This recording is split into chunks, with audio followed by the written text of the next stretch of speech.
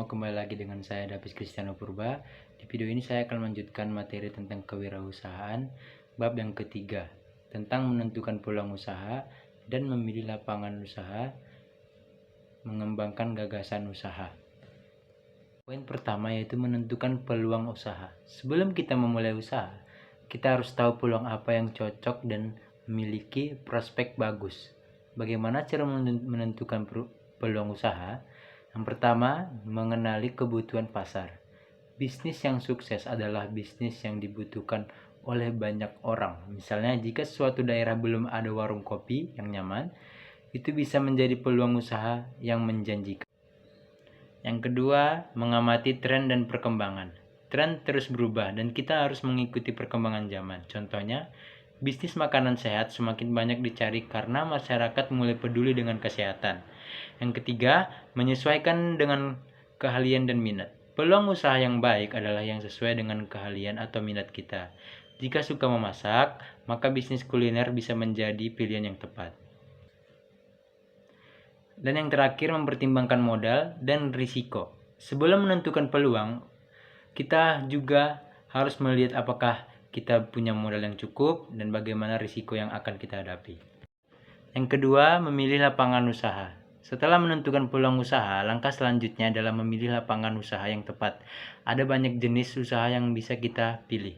Usaha yang bisa kita pilih yang pertama yaitu usaha berdasarkan produk. Jika kita ingin menjual barang, kita bisa memilih bisnis seperti bisnis makanan berupa restoran catering dan kedai kopi. Yang kedua, bisnis fashion berupa pakaian, sepatu, dan aksesoris. Yang ketiga, bisnis teknologi yang berupa penjualan gadget, aksesoris elektronik. Yang kedua, ada usaha berdasarkan jasa. Jika kita lebih suka menawarkan layanan daripada produk fisik, beberapa pilihan usaha jasa yang bisa dipilih adalah yang pertama, jasa desain grafis, yang kedua, jasa fotografi dan videografi, dan yang terakhir, jasa perawatan kecantikan seperti salon, make up, dan lain-lainnya. Yang ketiga, usaha berbasis digital. Di era digital, bisnis online semakin berkembang.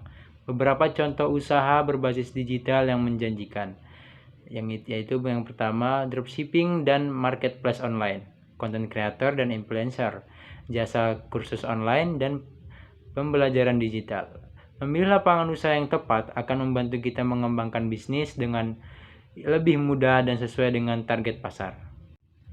Selanjutnya adalah yang ketiga, mengembangkan gagasan usaha. Setelah kita menentukan peluang dan memilih jenis usaha, kita juga memerlukan mengembangkan gagasan usaha agar menjadi bisnis yang sukses. Poin yang pertama yaitu membuat rencana bisnis. Setiap usaha butuh rencana yang jelas agar tidak berjalan tanpa arah. Rencana bisnis biasanya mencakup diantaranya deskripsi usaha, target pasar, strategi pemasaran, perhitungan modal, dan biaya produksi.